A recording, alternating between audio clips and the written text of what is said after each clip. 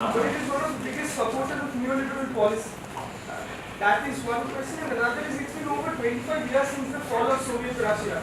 But since during that entire time period, there has been a steady fall of all left governments throughout the world. So was the presence of Soviet Russia the biggest impact for left movement in the world? Yes, I think that's very important. You know, the collapse of the Soviet Union, let's not forget that the Bolshevik Revolution was the starting point of the left upsurge all over the world. Okay. Even decolonization would not have been possible without the Soviet Union.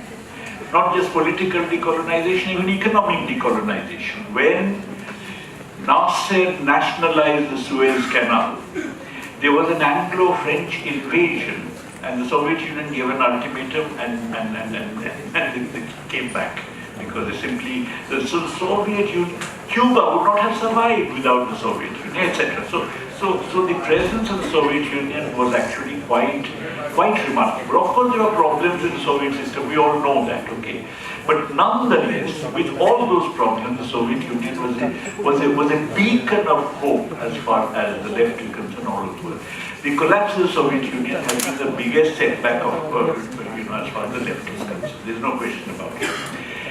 And none of the remaining, okay, you have small socialist countries like Cuba, which are very nice, but obviously they cannot provide the same kind of support. They themselves find it very difficult to survive. Latin American progressive turn in the more recent period, as you know, was really of the following kind. That, whether you take Bolivia, Venezuela, Ecuador, and so on, or even countries like Brazil, there was a huge upsurge in world primary commodity prices. What all those governments did is that earlier, when there was this upsurge in world primary commodity prices, the benefits were taken away by the rich. What they did was to ensure that those benefits flowed to the ordinary people. Okay. As a result, it was marvelous as redistributivism. It did redistribution, but it did not set the base for any kind of a socialist alternative.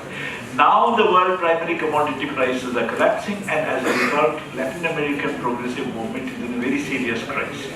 You know that, fortunately, one of the good things is that oil prices have started rising. That may give some hope to Venezuela and Bolivia. But the point is that obviously these are governments and these are movements where it was redistribution as opposed to a socialist alternative that was being talked about. Now we come to China. Now in the case of China, it is not correct to say that China is neoliberal.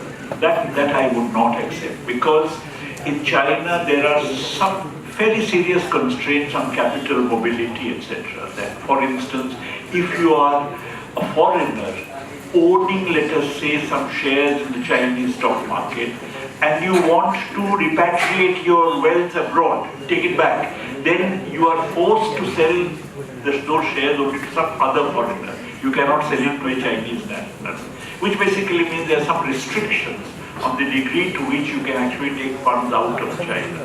Okay. Because of all this, it is not a straightforward neoliberal economy like India is, which is why the state still has a certain autonomy. Let me just put it this way, maybe I should have said it in the lecture, that if you have globalized finance, but you have nation states, okay, then the nation state has to do what finance wants it to do, because otherwise it will just quit. In China, it can't quit. You can't have a mass capital flight like you have in India and so on, which is why delinking becomes necessary, because tomorrow, no matter who comes, suppose the Maoists come to power tomorrow, as long as they are caught in this globalized financial flows, they'll do exactly what Modi is doing, okay? Like Syriza is doing exactly what the previous governments are doing, as long as you're caught in this finance, in this web of financial flows. In China, that is not there, which is why there is a degree of autonomy that the state has, and which is why they can actually try out various other things. But at the same time, obviously inequality is growing very rapidly in China, and so on. It is not, let me be very frank, it is not my model of what a socialist economy should be doing. Socialism to me is when people become masters of their own destiny. And that means they must have the capacity to intervene, to become masters of their own destiny. That is not the case in China, and consequently I don't think it is my idea of what social development should be like. But on the other hand, it is not neoliberal.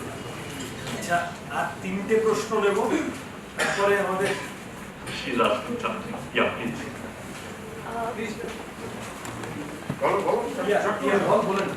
With regard to delinking, I just had a little confusion regarding the international transactions that take place. They still kind of follow the same principle of free market, right? The international transactions, let's take for example China. So the international transactions that are taking place, they still follow the same principles of the free market. You see, there is a thing about China. This is the other thing. Not only is it the case that you have some control on capital flows, but what is more, China still is a country in which enterprises, tomorrow there may be a directive from the party. Don't import. Cut down your import bill by 20%. Enterprises follow that. In other words, it's not a fully market economy. As a result, there is still party directives to enterprises which they listen to. You don't have planning in the old sense that you had, but nonetheless you have some. So again, China is quite different. Okay. Sir, Yes. two questions. First is that in a country like India where there are various diversities, the left is always focused on class orientation of society. Where in a country there is too much pressure on caste, gender. So how will we tackle this sort of issues? It is wrong to think of the left. I mean, the left should not be. You may be right empirically. I mean that may be, but the left is not concerned only with class. The left is concerned with whole. The left is concerned with the totality. How can you have class struggle if it is the case that inside the class there is caste discrimination? In fact, B.T. Randive used to say that Ambedkar told the communists in Bombay in the 1930s and 40s, my workers would go on a strike together with your workers in the textile mills, provided you get your workers to drink from the same tap as my workers. Now, it's very important for the communists to insist on that. Otherwise, you can't even do class struggle. So, class struggle is not a separate terrain. Okay. Yeah. But on the other hand, identity politics is something that does not get you any liberation. Neoliberalism likes identity politics because it fractures people. Okay. Instead of a united struggle against neoliberalism, it fractures people. It is, if you like, in the level of politics similar to commodity production. A commodity tends to be diverse, while similarly identity politics fractures people. The whole idea is to bring people together. That the left can do, but it has to be sensitive to issues of caste and gender and all the rest of it.